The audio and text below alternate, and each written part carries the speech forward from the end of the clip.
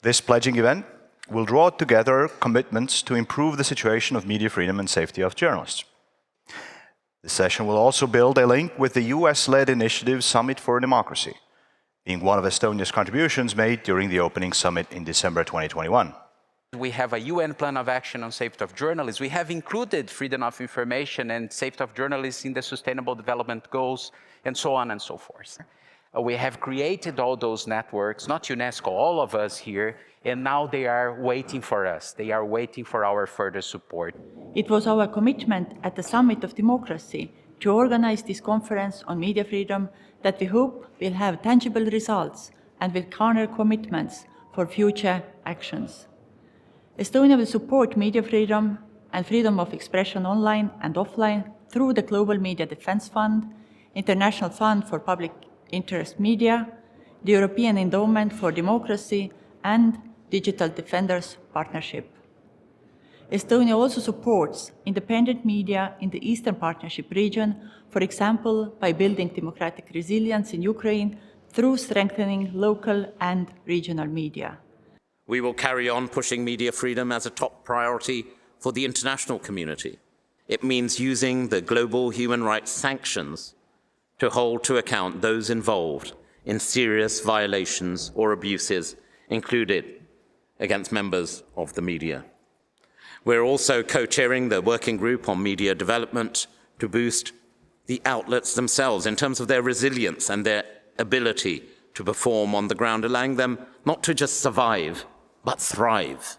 The kind of freedoms and liberties which are enjoyed, the kind of challenges and opportunities which exist mean we strengthen our democracy. But intrinsic to all of that is that we have a free, active, progressive, and yes, challenging media. Austria has therefore placed the promotion and protection of freedom of expression and the safety of journalists at the center of its human rights agenda. First, Austria will host a high-level ministerial conference in November this year. This conference will mark the 10th anniversary of the United Nations Plan of Action on the Safety of Journalists.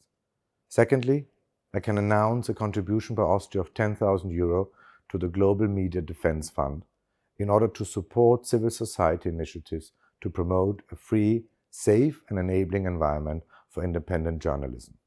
To begin, Canada pledges to improve coordination and information sharing with the Media Freedom Coalition through the Diplomatic Network Initiative. I'm proud also to announce today an additional $1 million contribution to the Global Media Defense Fund. I'm also pleased that Canada will contribute more than $600,000 to the International Press Institute's efforts to improve safety of journalists in sub-Saharan Africa. Lastly, Canada remains committed to providing refuge to those who fight for human rights around the world. Under the presidential initiative, USAID will provide up to $30 million to the International Fund for Public Interest Media, a new multi-donor fund.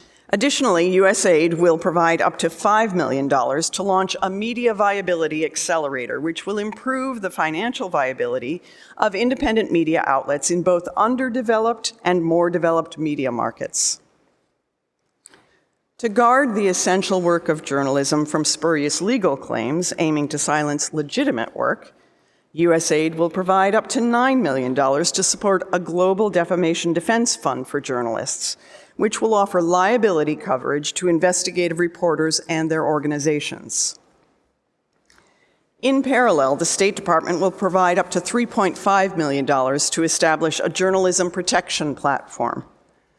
The platform will provide at-risk journalists with digital and physical security training, psychosocial care, legal aid, and other forms of assistance. Internationally, as an incoming OSCE chair in 2023, North Macedonia will strive to preserve on the OSCE values and commitments, including the ones on the right to freedom of opinion, expression, and media freedom, while promoting the political dialogue. As one example in that direction, the government initiated in an inclusive manner amendments to the legal framework relevant to the protection of journalists and other media workers by placing them in the group of professions that would receive additional protection when exposed to attacks and threats due to the nature of their work.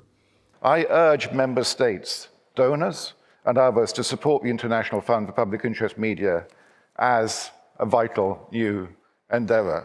We will continue to actively support the resolutions on the safety of journalists and the issue of impunity and all the monitoring and inquiry mechanisms that monitor media freedom and violations against journalists. We will devolve through the Italian Development Cooperation and 100,000 euros contribution to the Global Media Defense Fund. We have to support media development and media diversity. And we have to protect online freedom of expression and information.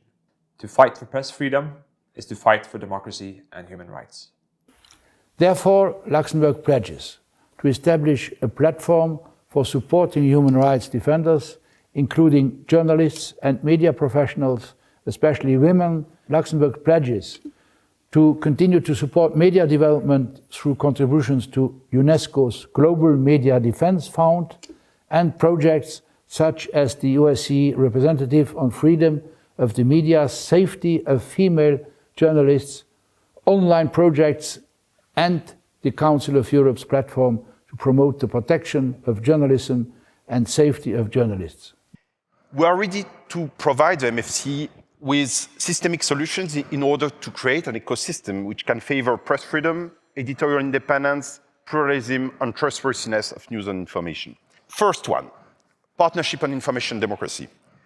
Governments could use the framework of the partnership to create a democratic digital space by coalescing democracies to implement their own principles in front of despotic regimes and private interests.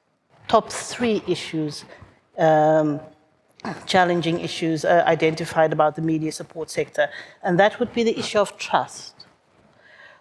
Trust and recognition of professional journalists as credible information sources in both analog and digital worlds. The first, protecting journalists means getting them out of harm's way when they face imminent danger in their home state. We've called each state to commit to 50 emergency visas for journalists at imminent risk. We've also asked states to commit to protecting their own journalists abroad through robust diplomatic support if those journalists are arbitrarily detained or otherwise face abuse. We have already mobilized a group of 10 expert partner organizations to help define a solution that gathers data, enables privacy-respecting analysis, makes recommendations, and brings media towards increased viability, faster than ever. We ask you to join us. Tell us how we can make media viability easier for you to support. We will continue our support for independent journalists and other engaged voices, both online and offline, by speaking out on their behalf on the international scene, by defending journalists at risk, and also by providing emergency visa to those in danger. We commit to use our seat at the UN Human Rights Council to actively engage in defending media freedom, freedom of expression, and the safety of journalists.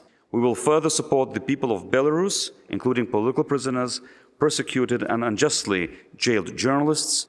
And third, lastly, we share a strong commitment to take an active part in tackling disinformation, which poses numerous threats to democratic societies and free media. Media freedom has a dedicated budget title in the German federal budget, with now more than 40 million euros per year.